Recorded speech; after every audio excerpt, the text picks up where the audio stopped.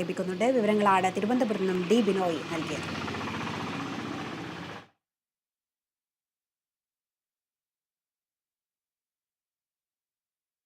നമ്മുടെയൊക്കെ മനസ്സാക്ഷി ഞെട്ടിക്കുന്ന വിധത്തിലുള്ള ഒരു കൊലപാതകം കേരളത്തിൽ ഇങ്ങനെ നടക്കുമോ എന്നുള്ളത് വലിയ ചോദ്യമല്ലേ. പക്ഷെ കേരളത്തിൽ നടന്നു കഴിഞ്ഞിരിക്കുക. കോർട്ടിൽ വെച്ച് വിചാരണ നടത്തി ഭക്ഷണം പോലും കൊടുക്കാതെ ആൾ മരിക്കുന്ന സാഹചര്യം എങ്ങനെ അംഗീകരിക്കാൻ പറ്റും? അത് ഒരു കാരണവശാലും മറ്റൊരാൾക്ക് ഉണ്ടാവരുത്, മറ്റൊരു കുടുംബത്തിന് അവരുടെ പ്രതീക്ഷ അണയരുത് എന്നുള്ളത് കൊണ്ടാണ് യൂത്ത് കോൺഗ്രസ് ഇവിടെ ഉപവാസം അനുഷ്ഠിക്കുക. ആ ഉപവാസത്തിനടുത്ത് ഞാനും ഉപവസിക്കുവാൻ തീരുമാനിച്ചിരിക്കും.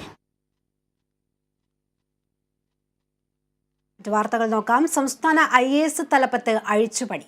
പത്തനംതിട്ട ജില്ലാ കളക്ടർ ഷിബു IASനെ പൊതുമരാമത്ത് വകുപ്പ് അഡീഷണൽ സെക്രട്ടറി സ്ഥാനത്തേക്ക് മാറ്റി. പ്രേംകൃഷ്ണൻ IAS പത്തനംതിട്ട ജില്ലാ കളക്ടറാകും.